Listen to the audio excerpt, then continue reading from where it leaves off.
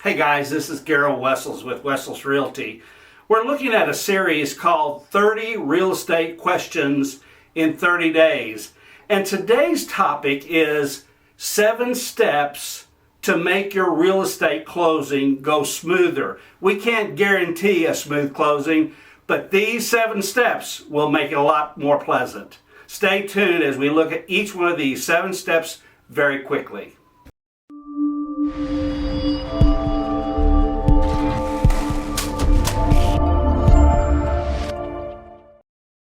Well, the first thing that you're going to notice when you come to a closing, they're going to request a photo ID. So just make it real simple. Have your photo ID with you. They'll make a copy of it and we'll get started with the closing. The second thing that I would encourage you to do is sometime prior to the closing, look at your closing statement. Now, it may be called different things with different real estate attorneys or closing offices, wherever you're at.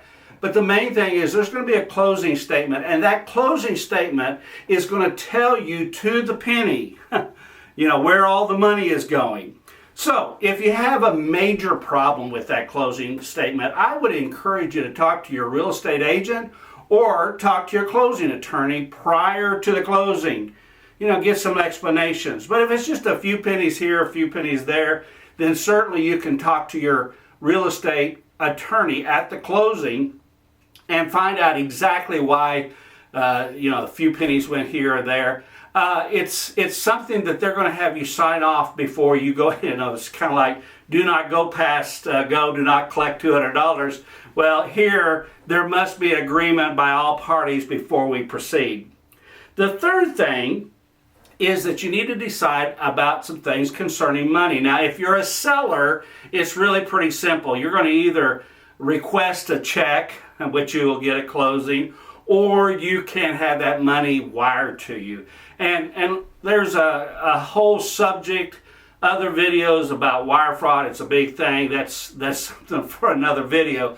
But if you're a buyer, you, at least in our state, if it's over $5,000, typically you're going to have to wire the money. And I would just encourage you sometime prior to the closing to call that real estate company, the real estate attorney, and make sure the money has been received. There's nothing worse than sitting around and waiting for some credit union on the other coast, wiring that money in so that we can proceed. So the fourth thing you can do to make sure that your real estate closing goes smoothly, especially if you are the seller, is to make sure you've done everything you said you were going to do in the due diligence. I know there's a big difference in perspective whether or not you're the buyer or the seller, but the point is, when you agree to do certain things, getting that house ready for the sale, just do them. It just makes it so much simpler, because that buyer most likely is going to do a walkthrough. When they walk through the house and some of those items aren't done, well, it can, as you can guess, it can kind of mess up closing. Number 5, if you're the seller, make sure that you bring all the keys and the garage door opener and all those kinds of things. You are selling your house. There's memories. Maybe there's no memories, but you're going on in life. But that buyer is excited.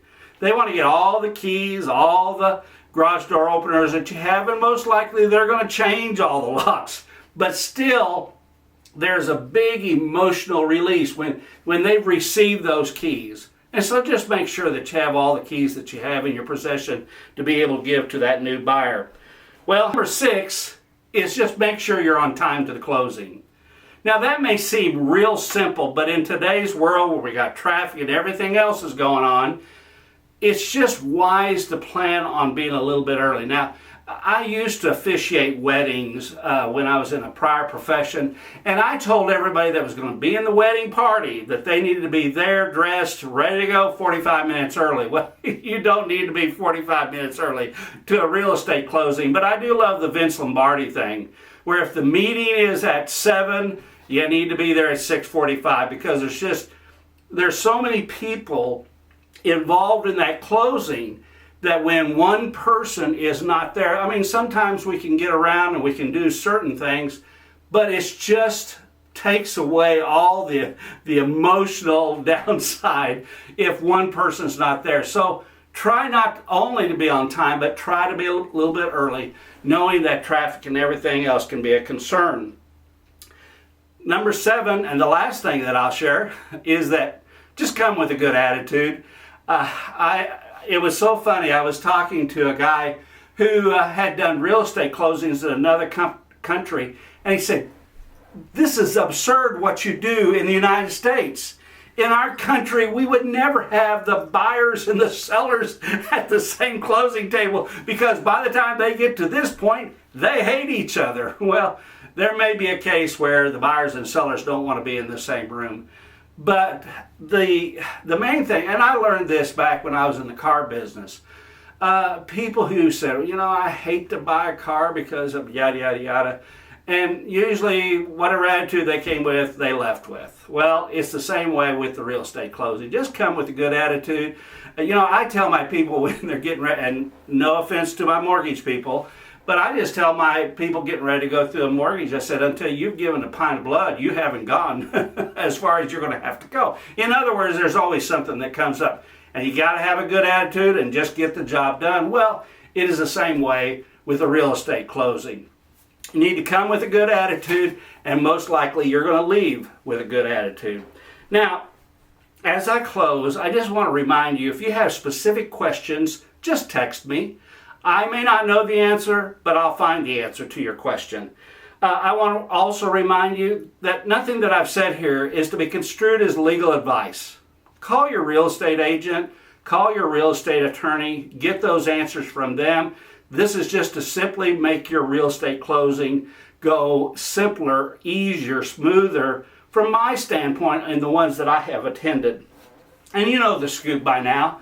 I would appreciate it if you've enjoyed what you have watched, to subscribe to my channel, give me a thumbs up, hit the ring the bell, and so that when the other 29 videos show up, you'll be told about them. Remember also that I help people buy, sell, invest in residential and commercial real estate, and I refer people literally all around the world. And I will see you in the next video.